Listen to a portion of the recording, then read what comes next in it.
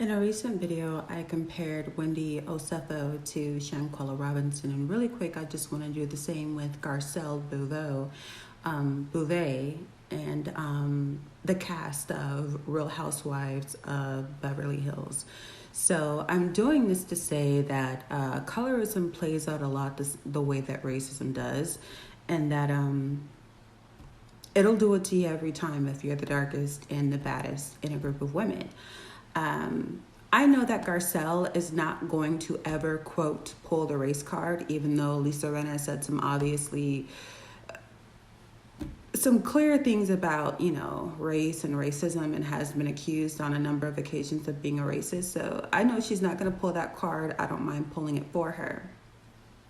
But if you're looking at who Garcelle is what I like to call the prototypical Haitian woman. There are certain ethnicities I have. I respect all people, but there are certain ethnic groups that I just really stand in awe of. And Haitian women are among those. The woman who made a difference in my life was my Haitian elementary school teacher, right? I believe that she was the difference between me being a statistic and graduating from a number of universities. So I honed in on Haitian women after her. And Garcelle Beauvais is what I like to call the quintessential Haitian woman. She's pretty. The average Haitian woman, she's pretty, she's dignified, she is poised, she is collected, she is strong in her sense of self. Quintessential Haitian woman. You got to dig deep to find a Haitian woman with bad character, with no integrity, with, vacant esteem, right? You got to dig deep. It's not that they're not out there, but you got to dig deep, right? Because in general, Haitian women are something to marvel at. If Garcelle was still Garcelle, but she was round, much darker, if she looked like, forgive me, I don't know this woman's last name, but Leslie from Ghostbusters, which, by the way, there's nothing wrong with how she looks. I'm just saying, if Garcelle looked different, if she was darker, if she had more weight on her body, the women of Beverly Hills would have loved her. She would have been everybody's bestie, we love her so much, everybody's mommy, hint mammy, the person people go to confide in, the person people feel non-threatened by, the person everyone goes to throw their secrets in like a vault. There are so many dark-skinned, round black women that I've met who have lost weight. Okay? They've lost weight. They've lost 80, 90, 100 pounds, and they're just like, everyone treats me so different. It's that pretty privilege in reverse. It's like usually pretty privilege wanes with age or weight gain, but you have these people who are going in the reverse, where they're losing weight, and some people are like a fine wine. They look weird in their teens and 20s, and then they look like goddesses in their 30s and 40s. I have had Nigerian friends like that are just like, all of a sudden I'm a threat. All of a sudden nobody's my friend. All of a sudden everybody's accusing me of bad behavior. And I'm just like, you broke the rule. You were supposed to be the asexual, unattractive person. That was your role. You were supposed to be the mammy of the group, and it didn't work out. You were supposed to be gone with the wind, maid, house hand. That was supposed to be you. Garcelle has gotten to the point of, and when I compare Garcelle to Wendy Osefo, make no mistake, I'm calling her the Shanquella Robinson of Real Housewives of Beverly Hills. When you look at what's happened to her, and in reality, Garcelle, typical of a Haitian woman, has the most integrity on that show. Ain't scared of nobody, just friendly, beauty pageant-esque, doesn't lie on anybody, doesn't backstab, none of that. Did she deserve any of what the cast gave her? The Fox Force, whatever Erica and Lisa Rinna and that other girl are? Garcelle's sin is that she's the darkest and the baddest. Now I tell you what, I can't wait for Garcelle to reveal who ordered those bots against her son Jax. I can't wait because we know it was someone from the cast. Likely someone from that Fox Force, whatever those girls are called. But there was this little blonde who was obsessed with Garcelle, and she was like, "Why are you so obsessed with me?" And she goes, "Because you're gorgeous." And Andy was like, "That's not what you meant, was it?" Garcelle wasn't asking about how pretty she is.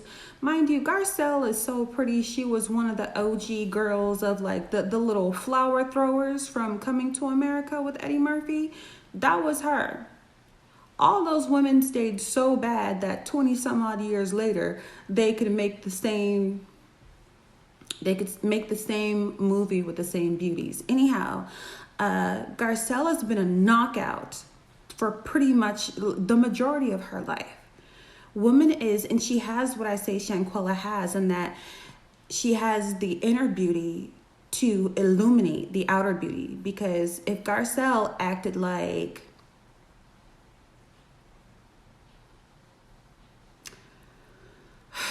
Samore, the comedian, right? Samore is so funny in the way that she delivers her comedy. It's almost masculine. A heterosexual woman, as far as I know. Or if she acted like Cheryl, is she Cheryl Underwood? The woman who Ozzy Osbourne's wife went off on. She's a Zeta. If she acted like them, or if she was even further than that, if she was ratchet, if she had the behavior of a love and hip hop person, those people would be more comfortable around her. If she had ratchet, loud, ghetto behavior, those people would be happier with her. It's the fact that she's so graceful, so elegant, so eloquent.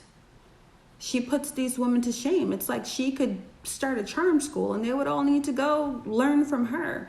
The way she sits, the way she crosses her legs, the way she requests a drink. The way Garcelle moves is poetry. And for Garcelle, that's not a play. She's not posing. That's really how she is. And it bothers those women because everything they've learned about who they are, it's like, we're white, we're blonde, we're rich. We're supposed to be better than you. Why are you even here with us? Like move. You can't sit with us. But if she was big, loud, and black, big, loud, and ratchet, it would be okay. It would be okay. Because you can't be the baddest, most accomplished XYZ anywhere and be black or the darkest. So I'm saying for Garcelle Beauvais the same thing that I was saying for Wendy osefo. I don't know if I already said this, but I did already say this. I can't wait until she reveals who ordered those bots against Jax. But just the way nobody emoted when, I mean, her son was 14 at the time. The way no one emoted for the way that Erica treated him. Except for maybe the Asian woman. No one emoted. No one was like, girl, that's a kid. That's a child. What are you doing? Because, you know, when you're a black teenager among, you know, the palm coloreds, you're an adult as far as they're concerned, right? When the police or whatever were called on Trayvon Martin, they didn't call him a boy, they called him a man. When that kid was Tamir Rice, when he was playing with an orange gun in the park, a straight toy, that cop pulled up on him, and in 2.5 seconds, oh, there's a man with a toy. What I'm submitting to you is that racism and colorism act the same way, and what's interesting about them is that pretty privilege doesn't work the same for dark-skinned women that it does for all other women. It doesn't work the same.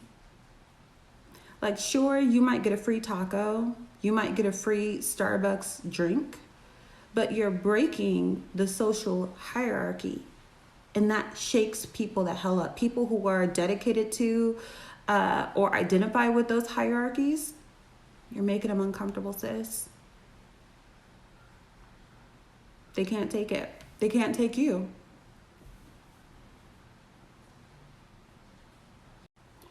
The cast of Real Housewives of Beverly Hills isolated Garcelle for all manner of foul treatment.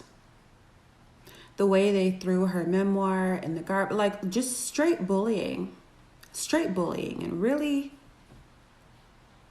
I swear, I made a video a long time ago, right? It was called Let's Learn to Be Nicer to Nines and Dimes. In other words, the pretty girls, the tens, I don't mean those of us who are, between 6 through 8.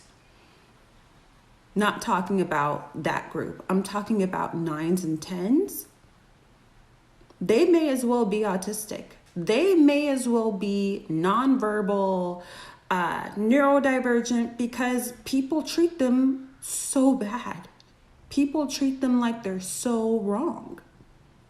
And people isolate them for poor treatment because they think to themselves, oh, she's going to be uppity and she's not going to think that, I'm good enough for her and she's going to shoot me down. And because you're already intimidated by what she just is. I will tell you, personal experience, you wonder why those models are like, yes, me, Cindy, and Naomi are very best friends. Like, they talk to each other like that because they're all they got. These supermodels of the past, talk to them. Those girls are super nice, they're super friendly, and they stay friends for decades. They stay friends for decades because they can relate to one another. They can relate to being isolated for poor treatment because you're bad as hell.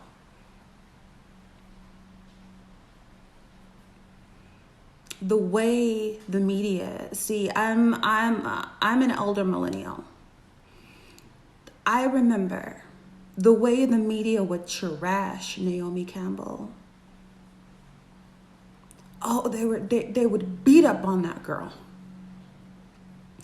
Naomi Campbell would spend vacations in the home of Nelson Mandela. That woman is some kind of awesome philanthropist, fit to be the friend of a Michael Jackson, as she was. That woman would give from the just a generous person, but when she fought back against the media treating her so badly,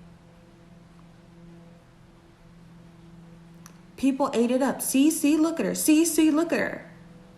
Shanquella. Same thing Robin Dixon did to Wendy. See, look at her. You're being antagonistic. You're antagonistic to the utmost. And people believe the hype. They were like, oh, Naomi Campbell's a diva and blah, blah, blah, blah, blah. And she was so young at the time. She was so young. And people treated her so bad. Pretty privilege doesn't do the same thing for dark-skinned Black women that it does for everybody else. It gets you targeted somehow. And it gets you abused. You're like an affront to people's self-esteem. Their self-concept. You know how many feathers I've ruffled? I've ruffled feathers because I genuinely do not have colorism in my heart. And I've ruffled feathers.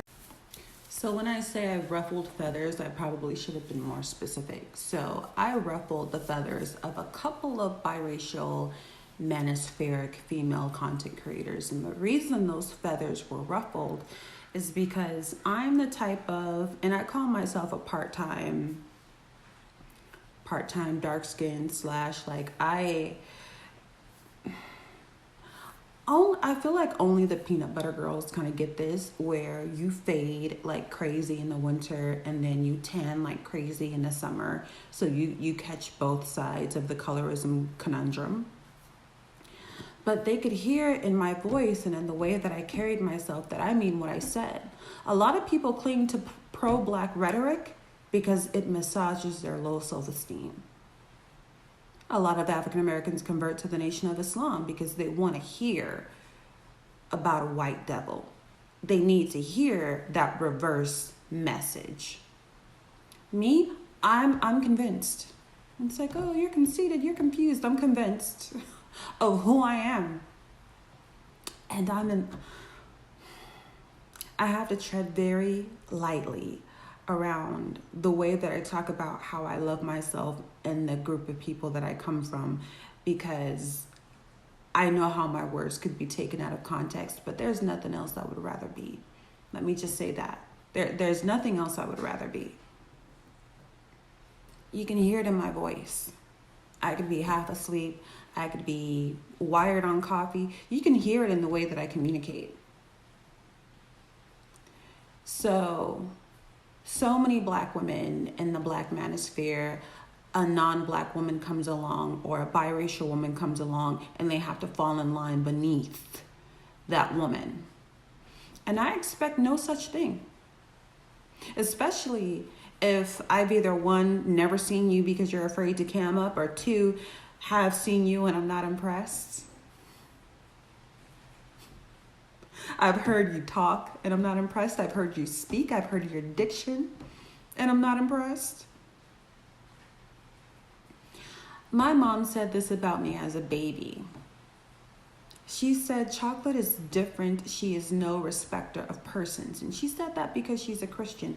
But what she meant was, and this is something very consistent with people who have autism, they don't know how to give into the social order. They will treat the king like a pauper and a pauper like the king based on how they behave.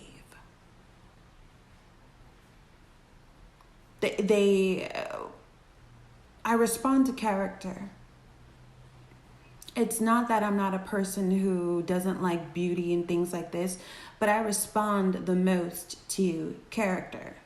A lot of, some people call it a sapiosexual, where I'm the kind of person, I'm not really attracted to a man. Like, I can tell a man is beautiful, but I'm not attracted to him until after we've spoken to one another or I've listened to him speak at length and I think that his mind and his character are beautiful.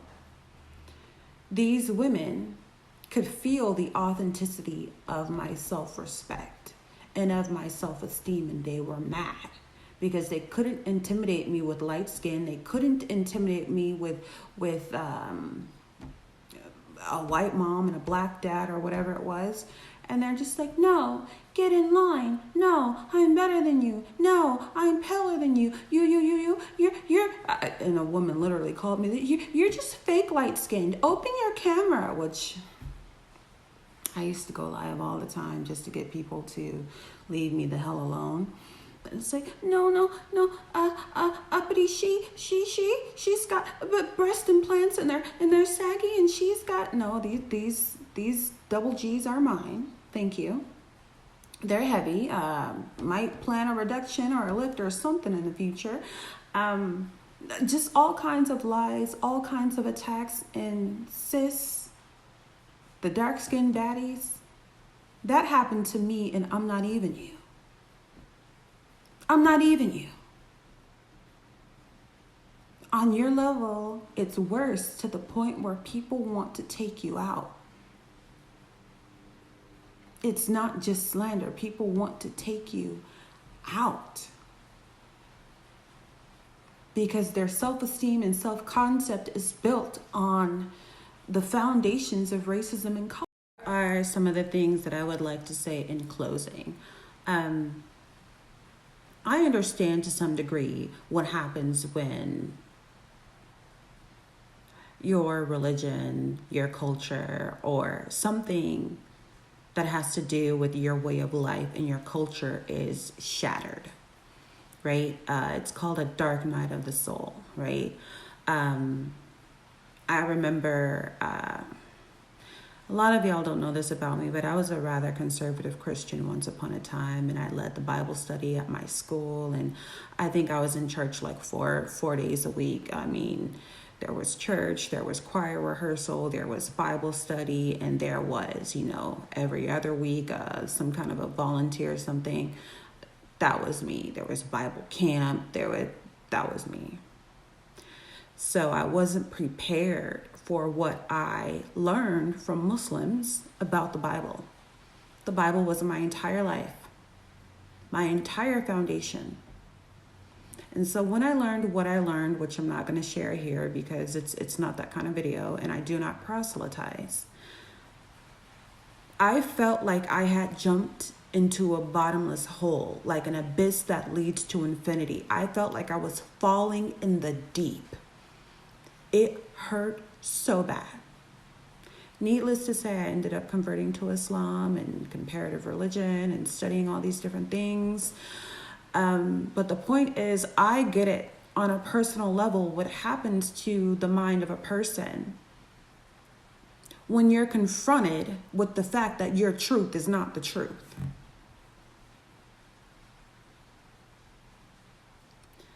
But I did the right thing. I decided I was going to learn and adjust. A lot of people can't do that with the quote dark-skinned baddie. They can't learn and adjust. They look for reasons for why you look. I bet you wouldn't look all that good without that makeup.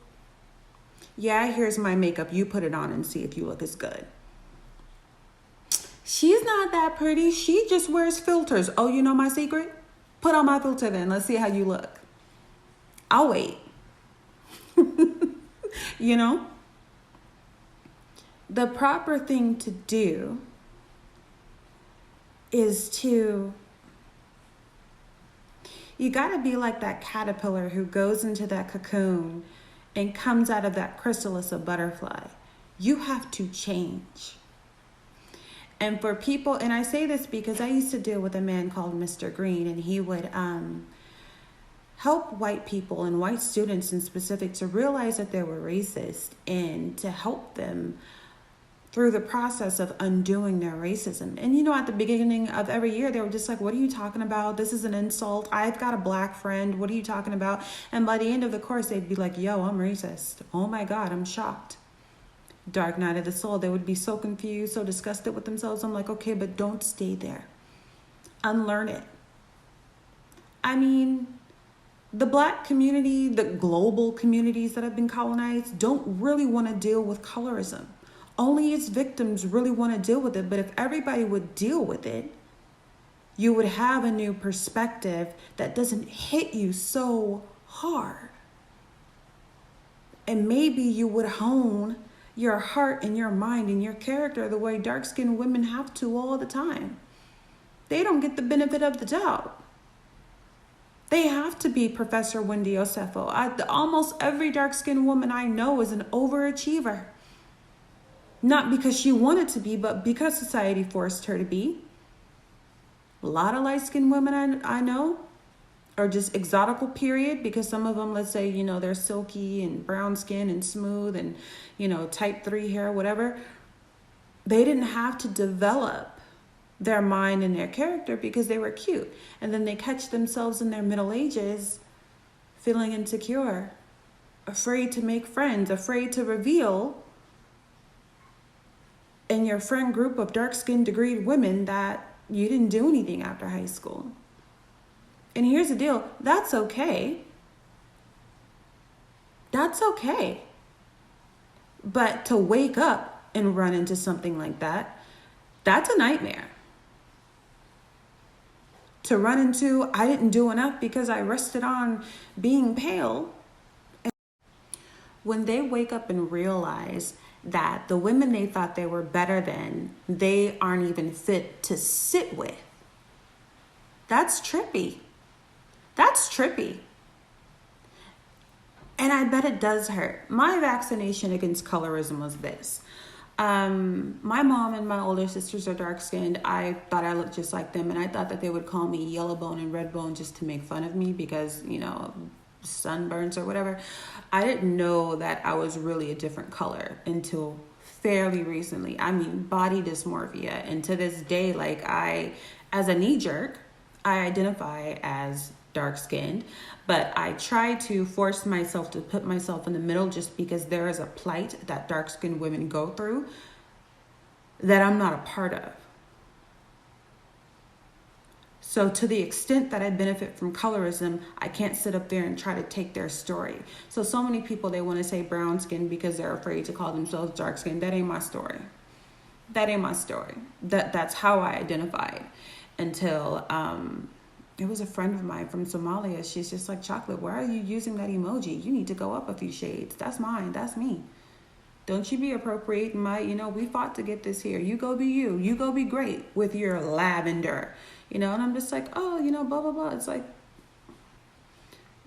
you're a preference in my community. So let's not.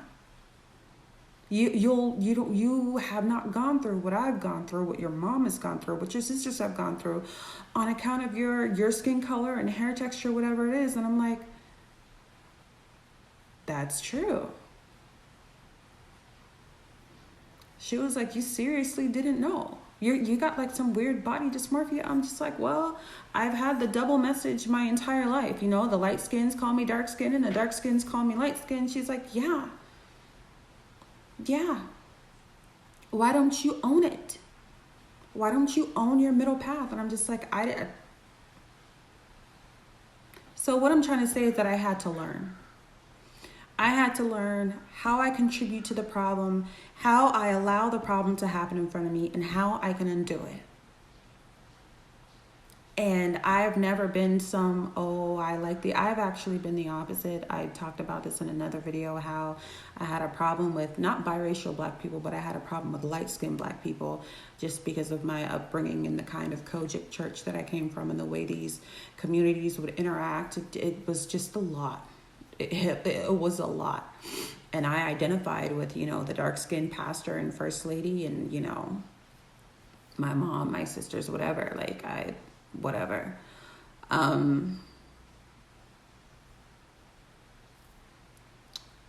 So basically, you're waking these women up from a dream and giving them a nightmare.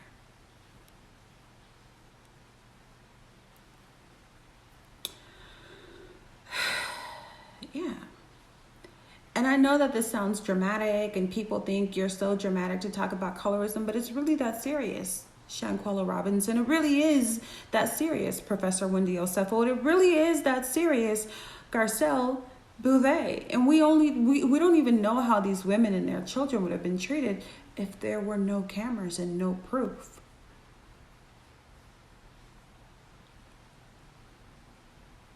One of those women hired bots to tell Jax that if it wasn't for your white daddy, you'd have a George Floyd knee to the neck. Over what? Over what? Because Garcelle is bad as hell? Because you purchased her facial features and is botched? I wanted to say the S word, but